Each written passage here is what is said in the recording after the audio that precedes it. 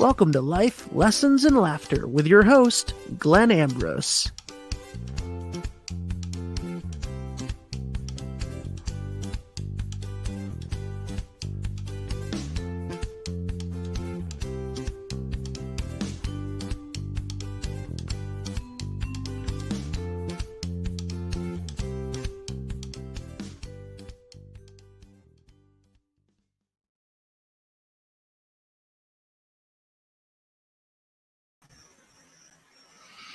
Hello.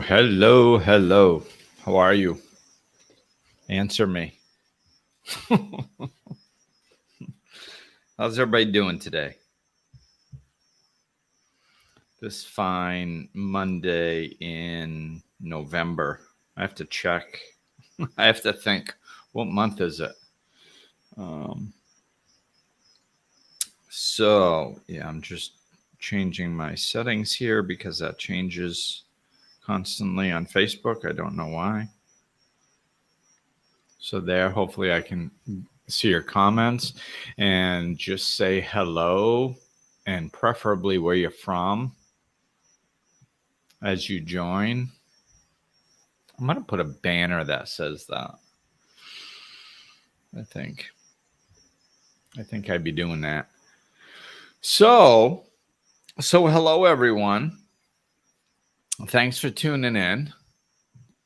And today I am talking about, well, before I even say the name of it, it always interests me to see how different people perceive a question.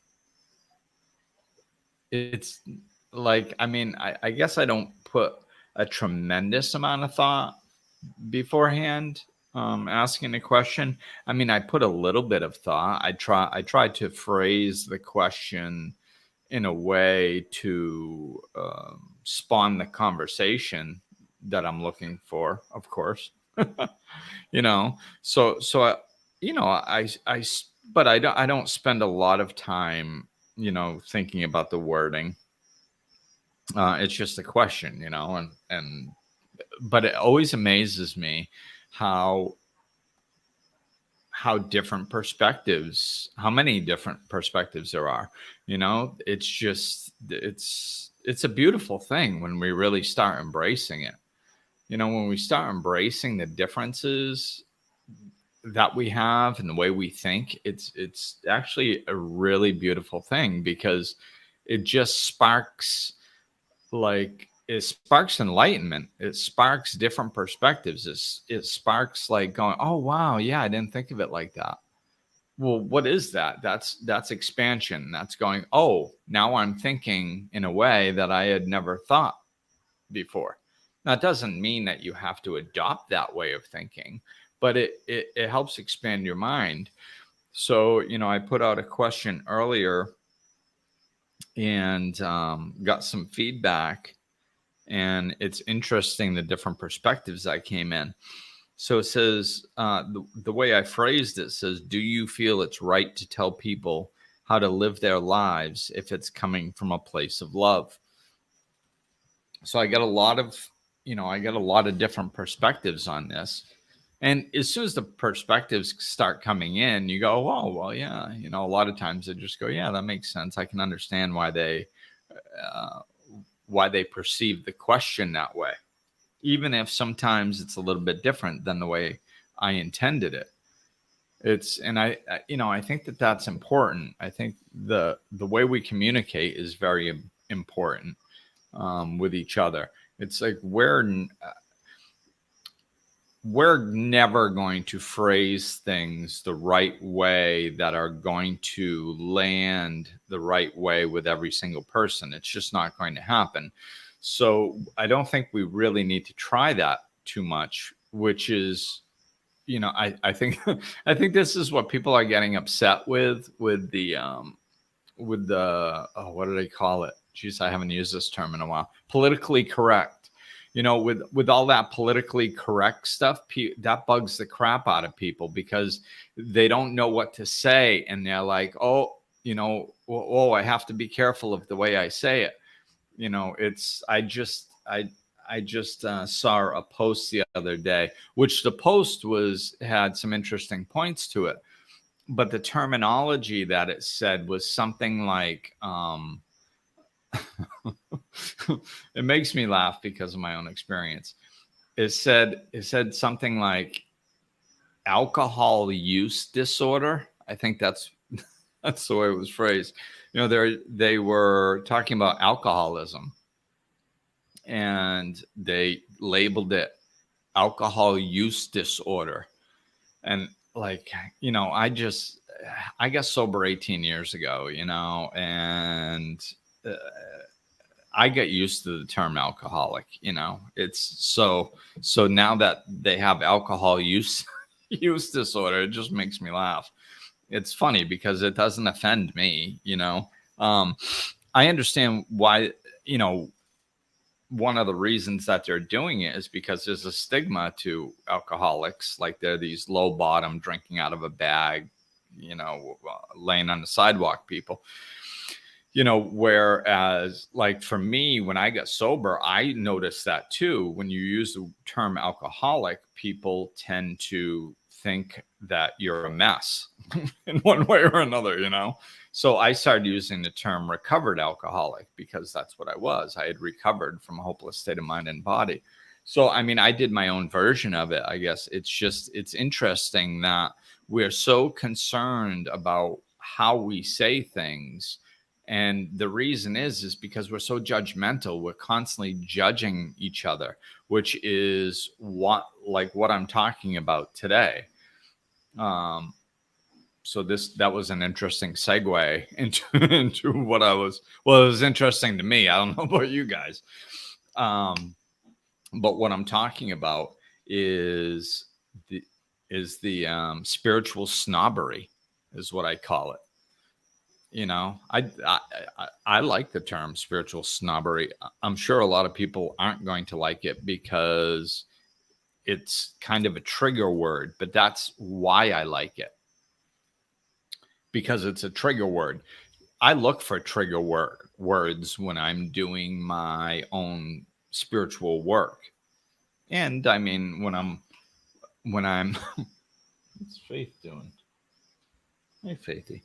When I'm doing my spiritual work or when I'm helping other people with spiritual work, I lay it out there in case those people are kind of like I am. But I mean, I let my clients pick their own words, whatever. You don't have to use my word. But the reason I like those trigger words is because it really captures your attention, which is what you need to do if you're going to change a conditioned way of being. So spiritual snobbery, what I call spiritual snobbery is basically the most common form, and how I'm coming into this conversation is when you start awakening spiritually, when your perceptions on how you interact with life dramatically shift. So that's what a spiritual awakening is. It's just a shift of perception. It's a different way of looking at things. You used to look at life this way, and now you look at it this way. So, and there's many different stages of that. Like what, is how profound is it and stuff like that. So, but really a spiritual awakening, how profound they are can be, very, very, very life altering, immensely profound, or they can be many little ones or one little one, whatever. So, but it's just a change of perspective. It's just a change of perception, so, there is a big spiritual shift going on in the world. And what does that mean? I mean, that means there's a lot more people waking up. There's a lot more people that are looking at either their lives, because that's usually where it starts, or the collective and going, wait a minute, man, like everything's messed up. Like this isn't right. like, I think we need to be doing things differently, or I think I need to be doing things differently, and a lot of times it happens through suffering. Of course, that's the most common way, but it's not even as necessary to hit low levels of suffering anymore, because the spiritual awakening is picking up shift. I noticed this in alcoholics 10, 15 years ago. Like before, when I first came into the program, it seemed like most people had very low bottoms. They were homeless and jobless and marriageless, and their kids wouldn't talk to them, and they'd been in jail and totaled 6 cars, and all this type of stuff was commonplace. And as the years went on, I started seeing people come in at younger ages, for one, and then also sometimes it coincided with a high bottom. Sometimes the age didn't coincide with that, but sometimes it was one or the other.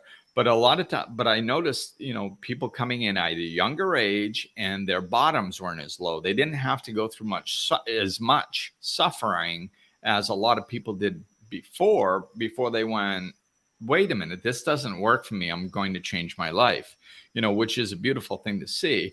And that was years ago in recovery. And I'm seeing it now in the world. Like you don't, in AA, they have a saying, it says the elevator's going down. Like you can get off whatever floor you want, but the elevator is going down, period. It's not going up and down. It's not pausing for a while. The thing is going down, and that's the reality of the world we're in. The world is going down.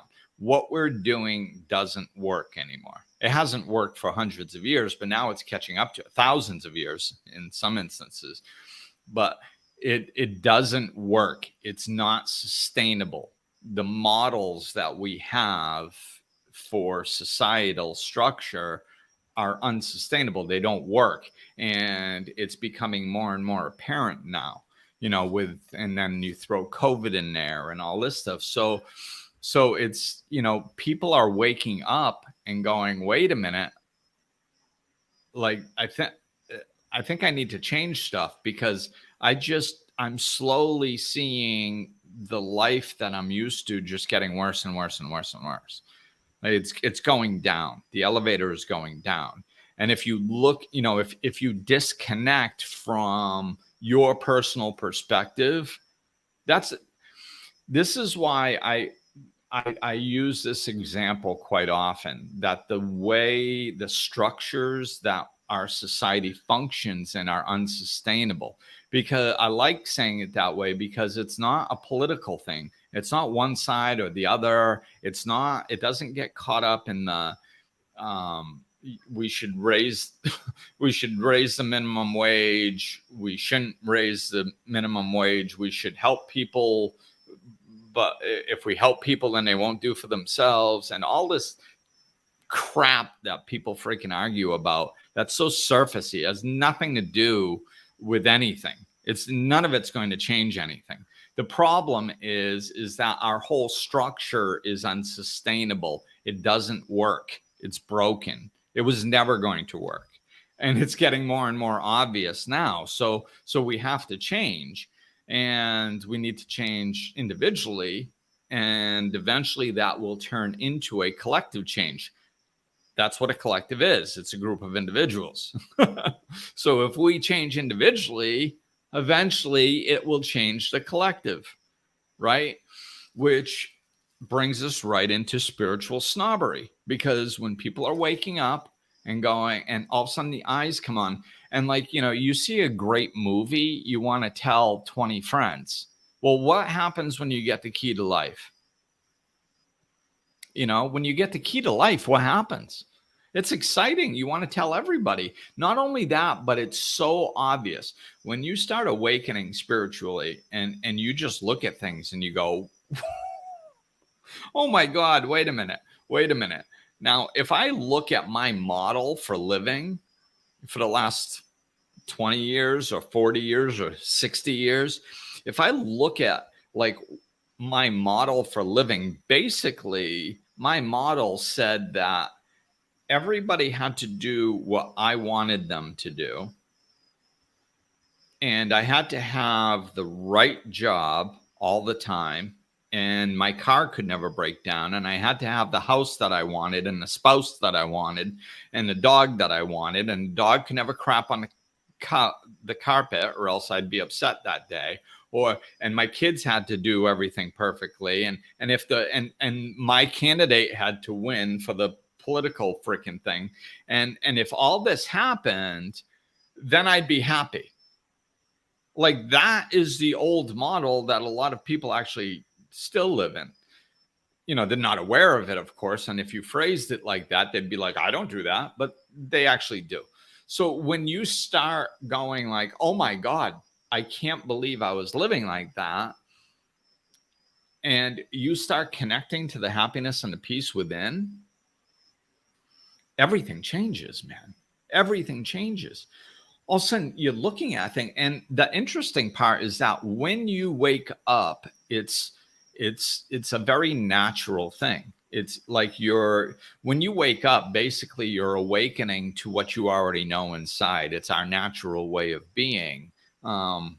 So we can process it very quickly. We can adapt to it very quickly because it's our natural way anyway. So what happens is, very shortly after people wake up, it's insane how we used to live. That's how different it is. So we're like, oh my God, I can't, we go through a very short period of going, oh my God, I can't believe I used to think like that. Oh my God, that's crazy. But we're so excited about the way we are thinking now and the way we see things now, we get all jazzed up, right? And then, so we're floating around and we're excited, and we're understanding that happiness comes from within, and like a lot of external stuff that used to bother us literally doesn't matter. That happiness comes from within, and we're cool, and we start implementing this stuff, and it's really comforting and loving and fun. And in a short period of time, most people start looking externally.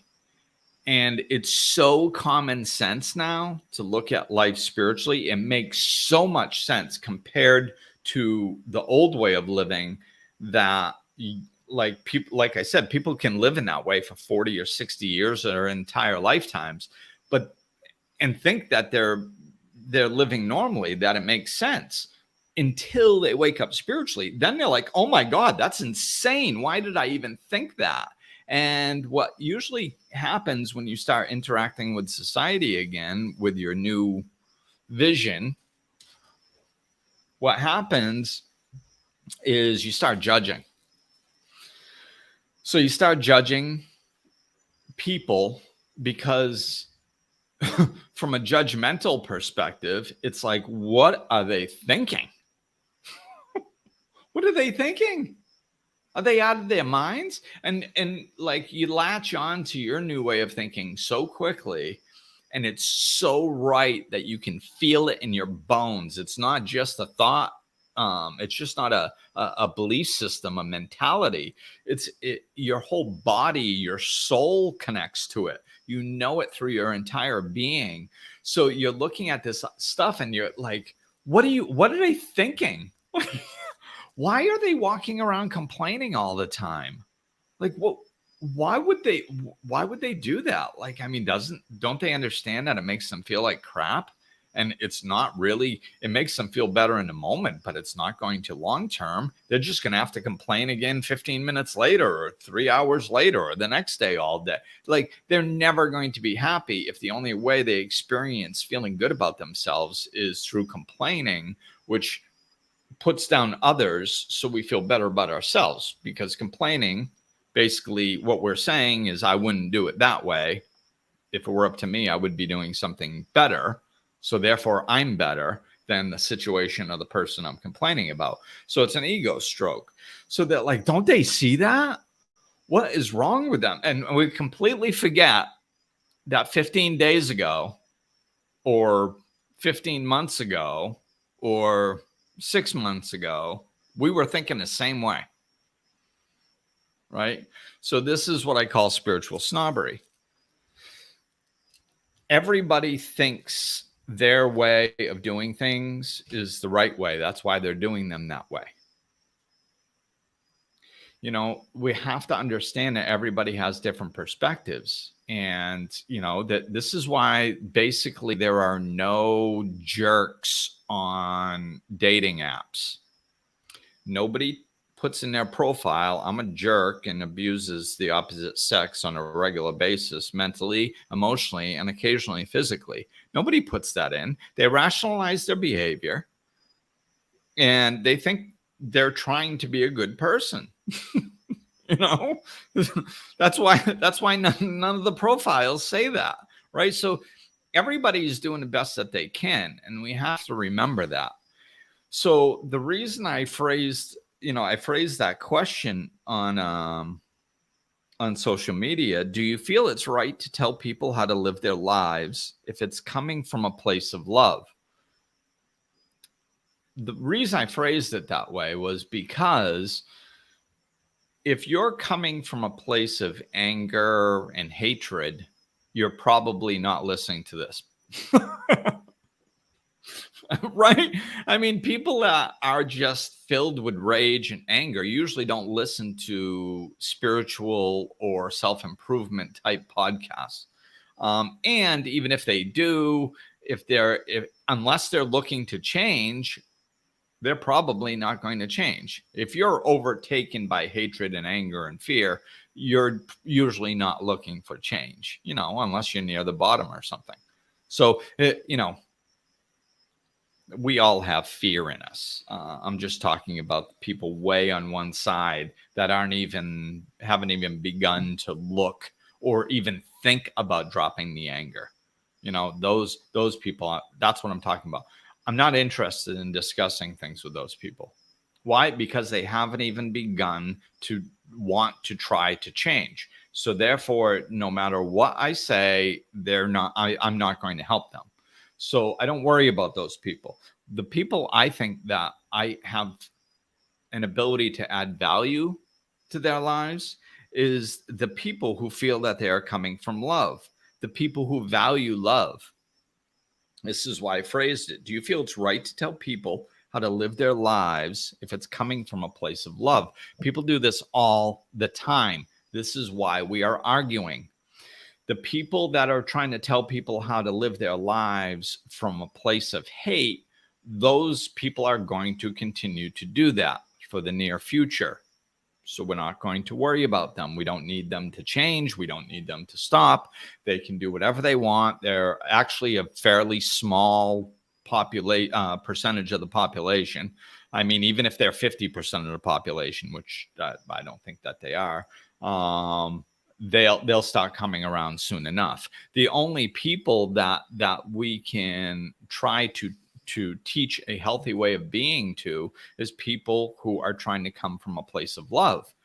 And so the people who are trying to come from a place of love, we have to get off our soapbox. You know, I think I was talking to somebody about this the other day, and just something came out of my mouth, and I think they said soapbox. Yeah, we got to get off our soapbox or something. And I said, right, you know, like just because we paint hearts all over our soapbox doesn't mean it's not a soapbox. Like we have to get down and stop telling people how to live because our way is right. It doesn't matter. It doesn't give you the right to go tell other people how to live. Just because you're right, just because you're coming from love, just because your way saves the planet, just because your way you think would bring love in, well, then, you know, then we get to fight. See, we're not going to win like that. Nobody has ever won like that. You know, you can't fight for peace.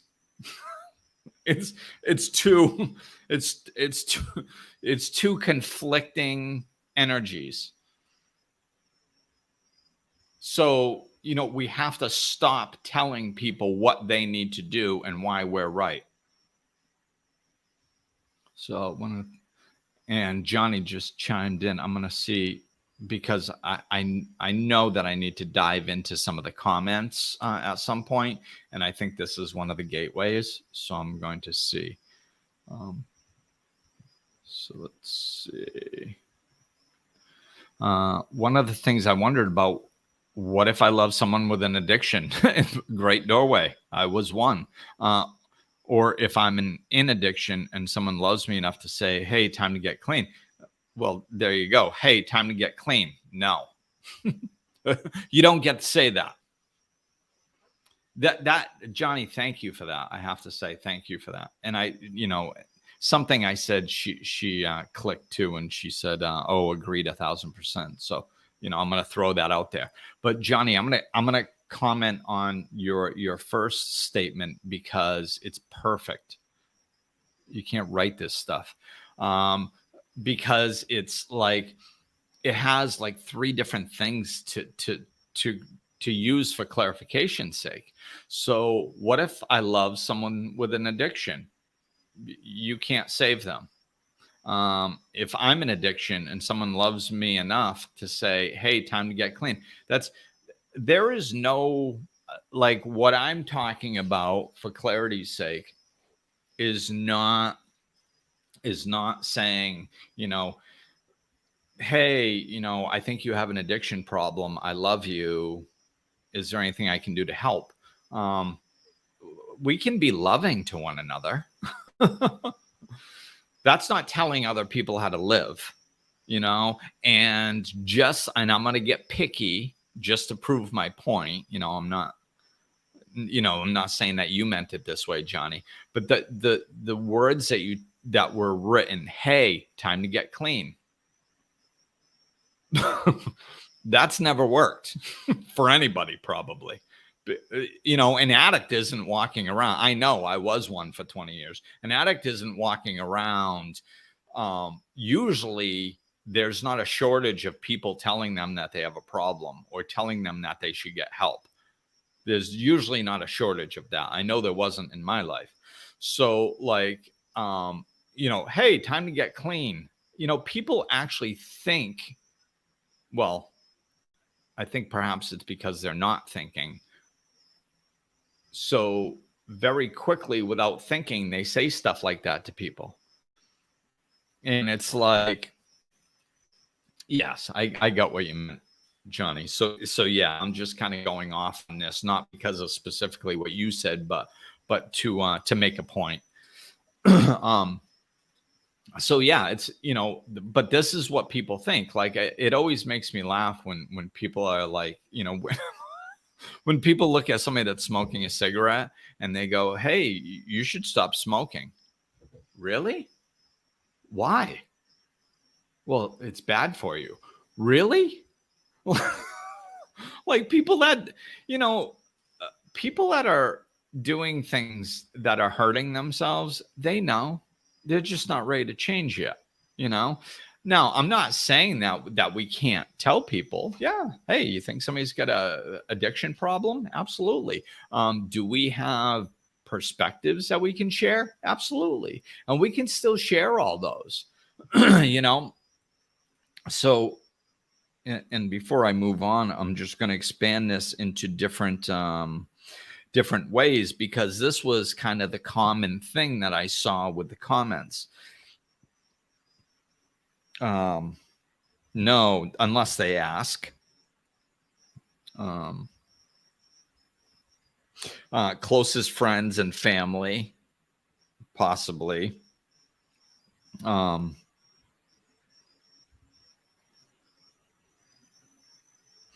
Offer suggestions, different perspectives. Yes. And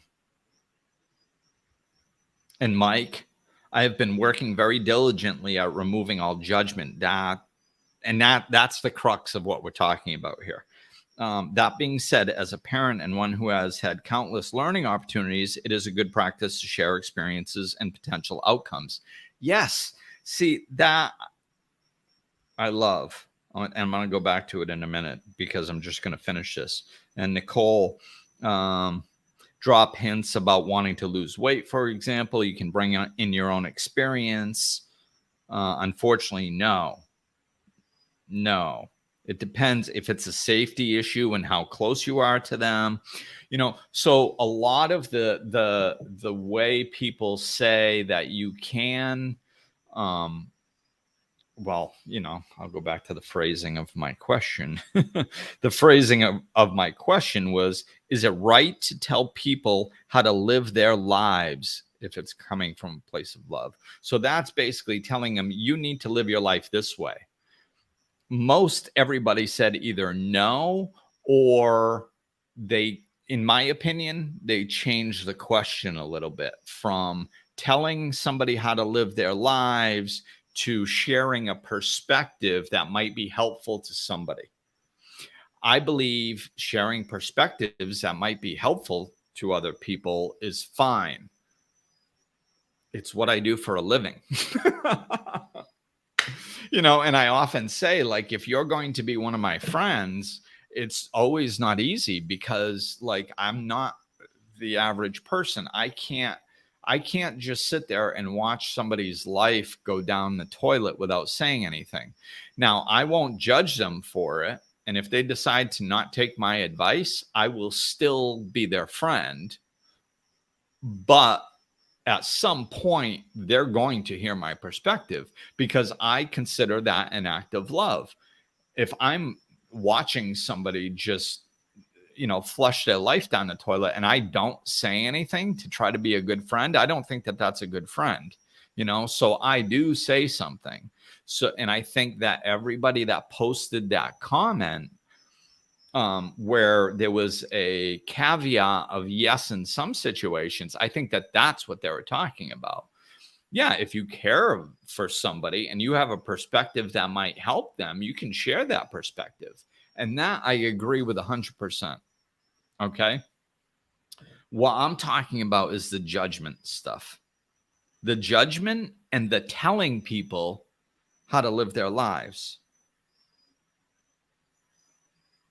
So I'm going to go back to Mike's comment. And Mike is literally my oldest friend. Dude. Oh my God, that just touches my heart to think that like, I'm 53 and this kid, my first friend, my best friend all through high school since we're like 4 years old or something is on my page, and I'm talking about his comment. It's just beautiful. Yeah, I've been working very diligently at removing all judgment, and that's what it is. That's what it is. It's the removal of the judgment. We have to accept people for where they are. And if we what's happening politically, both sides think that they are arguing about what's right. And all it ends up being is arguing.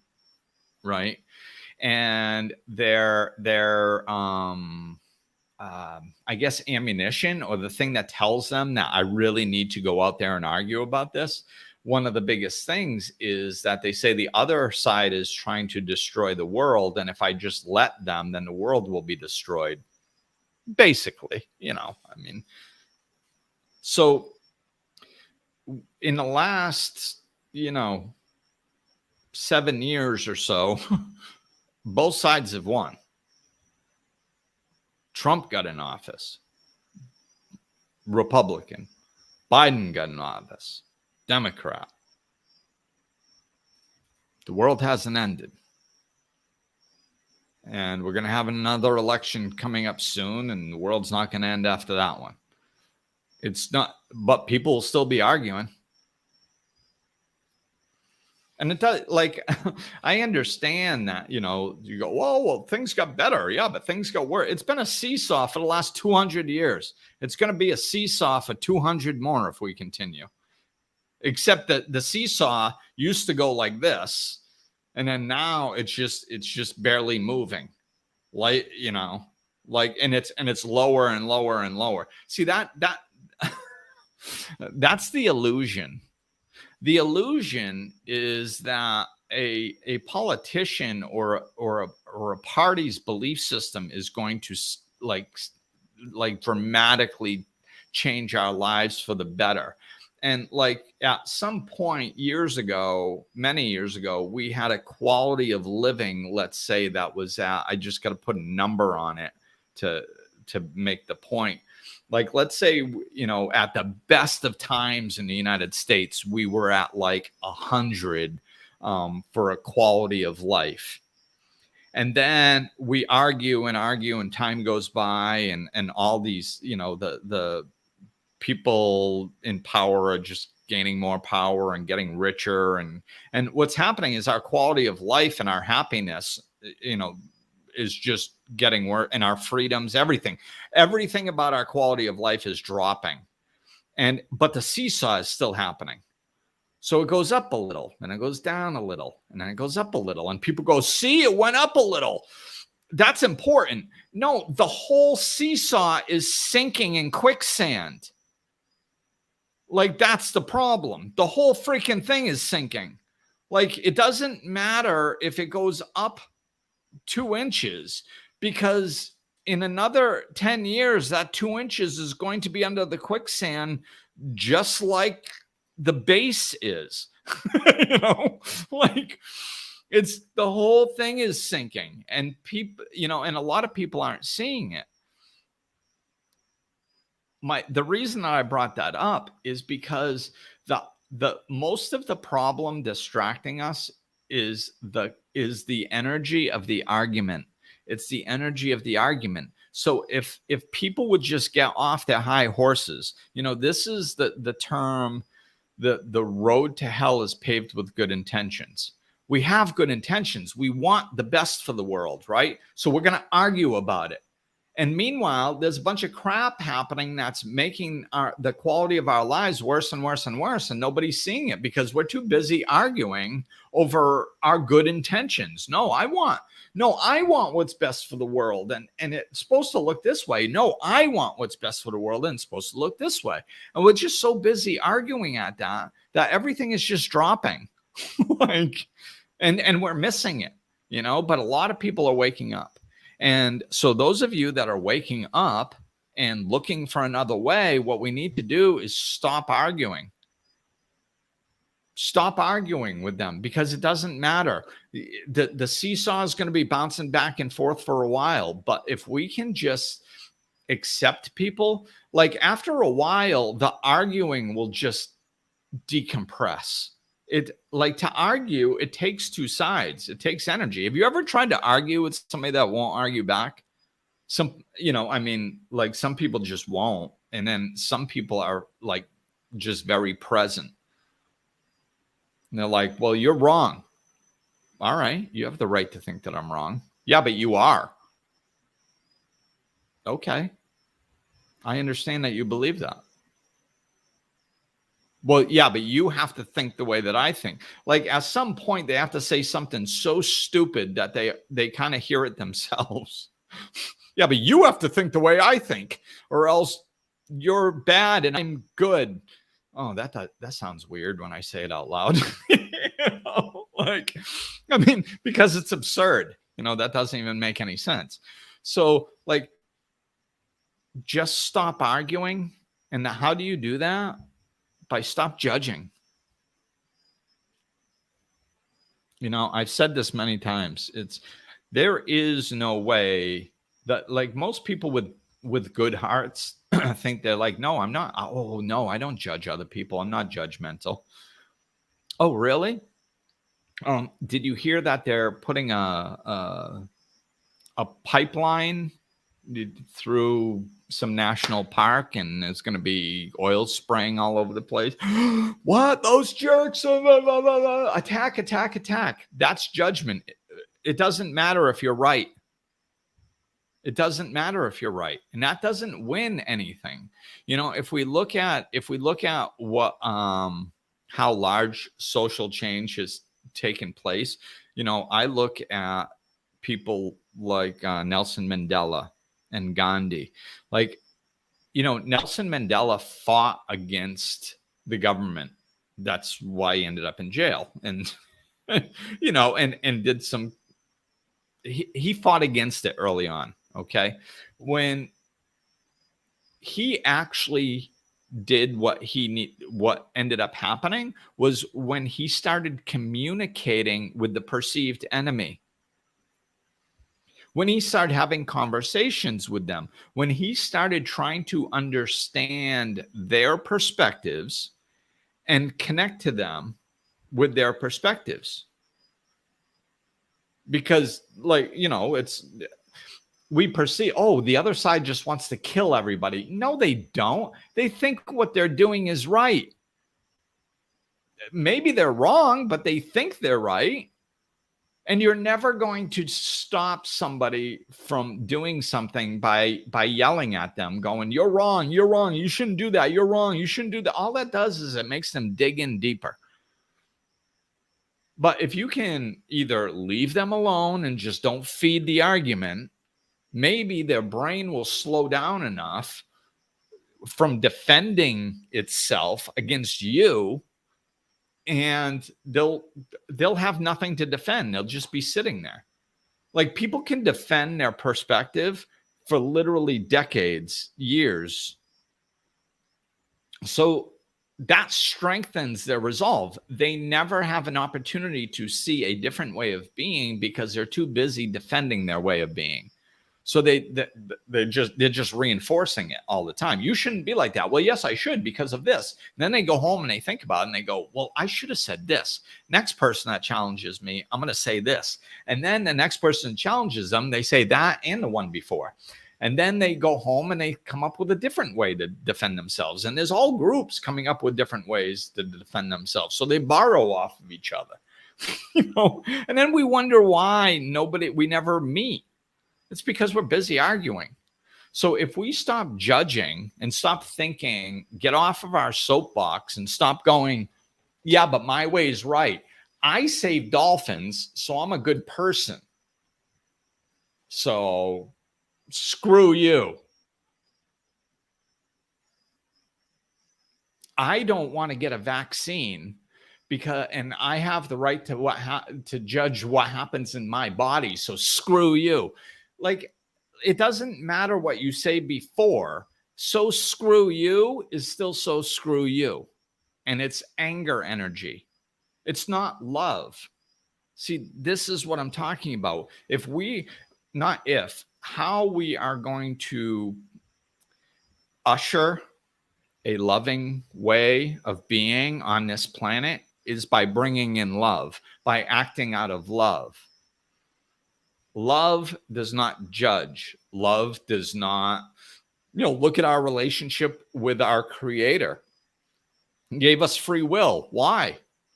Because he wanted our relationship based in love. That's why. Why doesn't God come in and stop all these horrible things that are happening on the planet? Because as soon as he does, then that's when the world would implode. Why? Because that's control. God can't come in and go, you people should be doing this. This is what's best for you. So you should do this. Oh, this is a bad person killing people.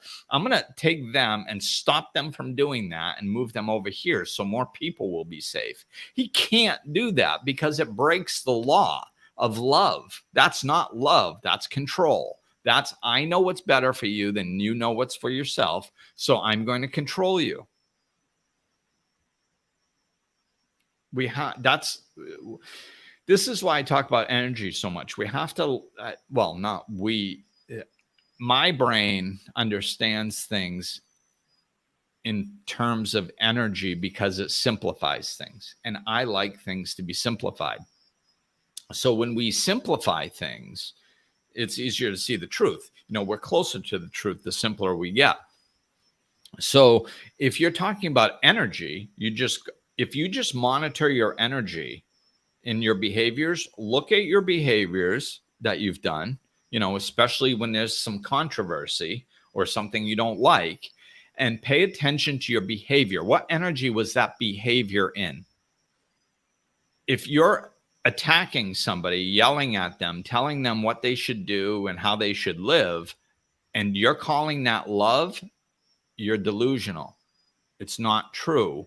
That is manipulation energy. That's anger energy. That isn't going to save our world. That's not going to create a new paradigm.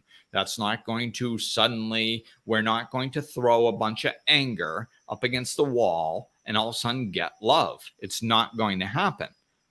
So we have to start understanding what love looks like. We're in a huge learning curve right now.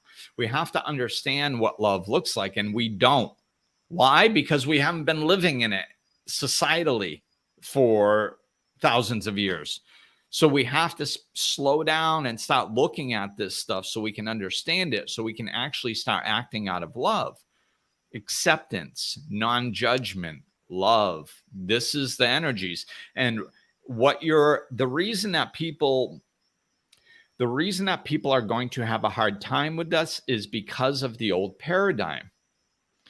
We're going to sit there. We are so accustomed to masculine, forceful energy being the way, thinking that that's the way to accomplish things, which it's not. We're way out of balance with masculine and feminine energy. So we're used to just forcing our way until we get what we want. And that's the problem with the world, is because the entire world functions like that. It's a problem. So what we have to start doing is behaving differently.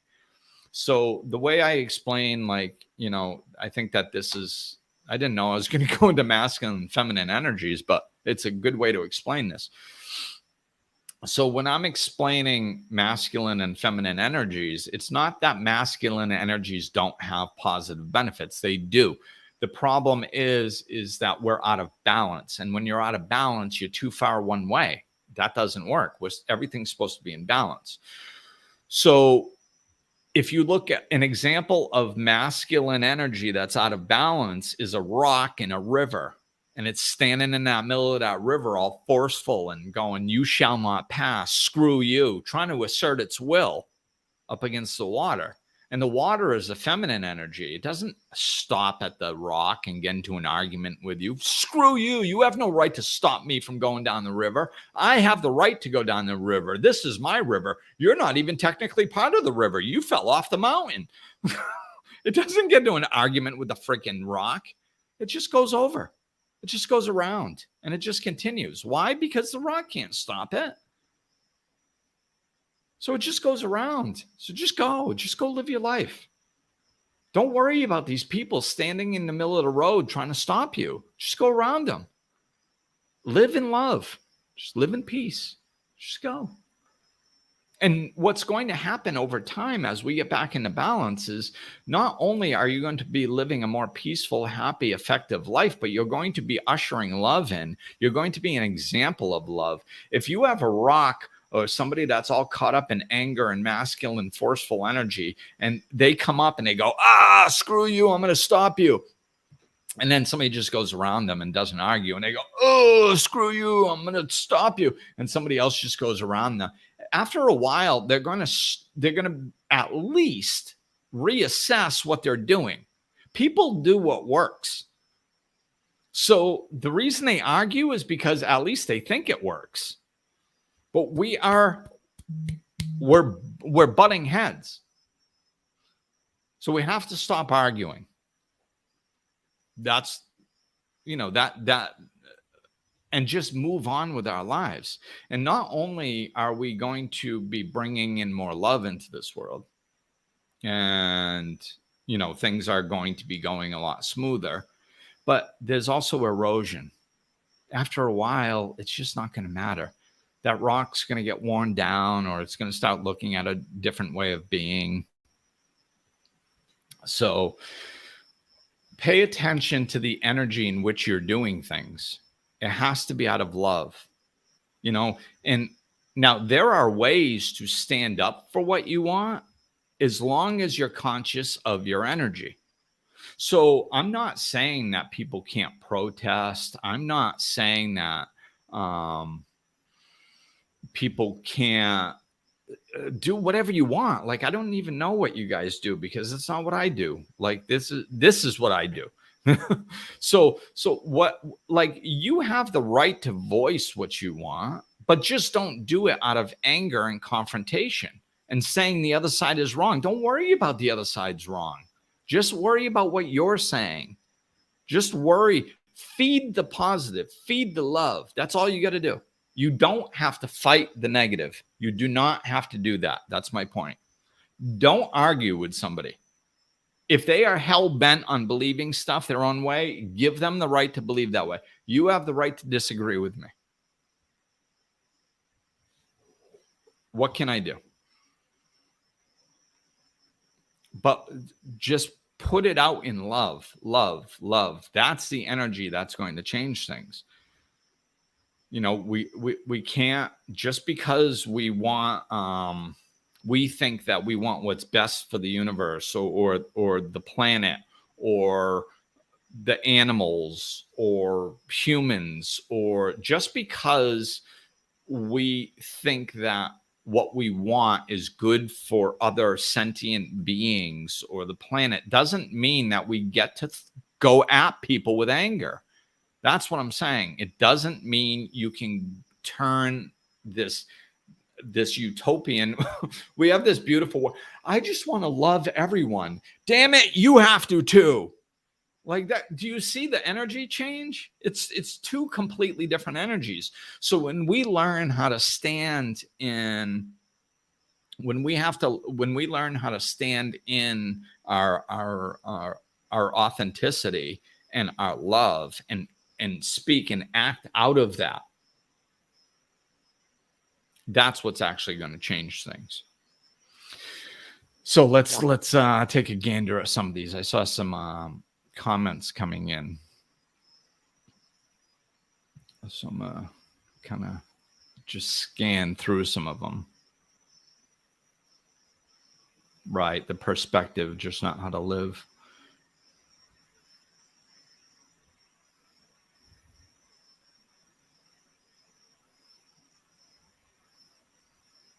Yeah, and this is an interesting concept. Dale Carnegie, who wrote a lot of wonderful things, you can never win an argument. If you lose, you lose, and if you win, the other person may see things your way, which is very rare, but usually feels battered and awful. So you haven't won because you've damaged someone. Yeah, you know, I believe in the sentiment of that.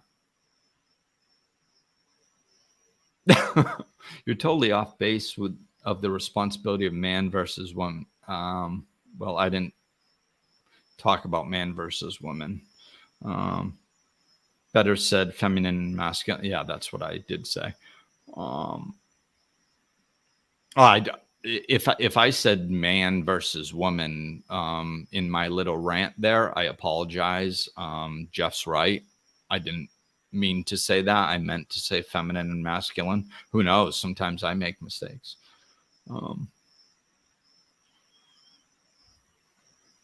So yeah. So that's pretty much it.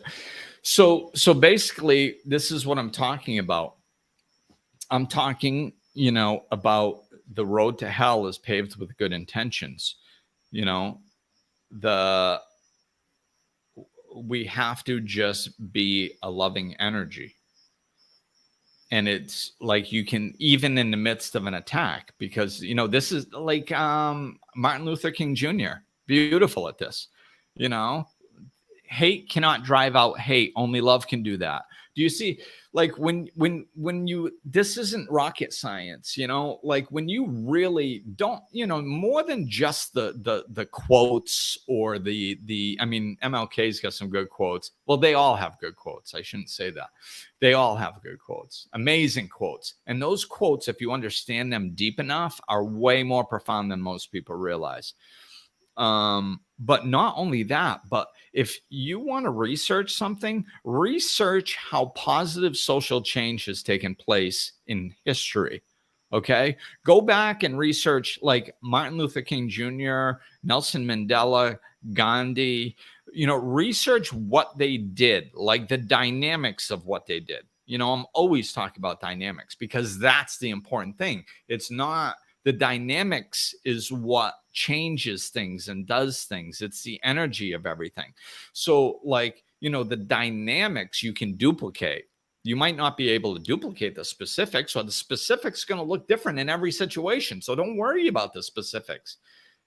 We're constantly arguing over specifics, and it's a complete waste of freaking time. Ask any one of my clients how long we talk about specifics in our sessions. Very minimally, because sometimes you need a few just to put into perspective what the hell we're talking about. But as soon as, and oftentimes we don't even need them for that. Just don't get caught up in the specifics, the dynamics. If you understand the dynamics, what did MLK do? What did Gandhi do? What did Mandela do? Like, how did these things? So they had conversations with the other side to try to see what their perspective was, and to try to meet them where they like, what do you want? Well, what do I want? Well, like, how can we both get what we want? Like, this is the type of stuff, this is the type of dynamic that works. Making one side wrong while you're right, it doesn't work. All it does is have those two sides arguing forever. And causes greater division. This is our political system in action. Like, back when the country started, I bet you there wasn't as much division between Republicans and Democrats. I mean, of course, they were going after each other to try to win the thing. But every once in a while, a Republican would support a Democrat in trying to pass a bill or something.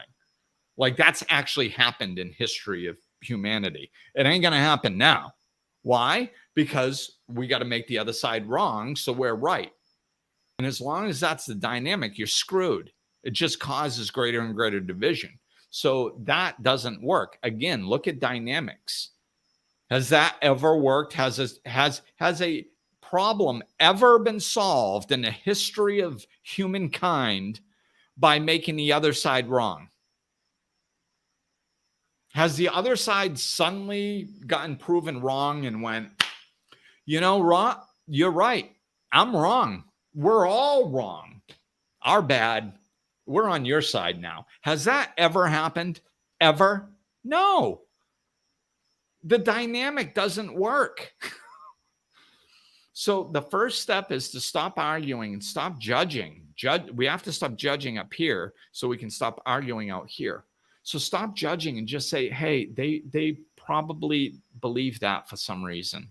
I don't happen to, but whatever. And move on with your life and do what you want. And if you want to speak up for a cause, speak up for a cause. But don't speak down to the opposition, because that causes the separation.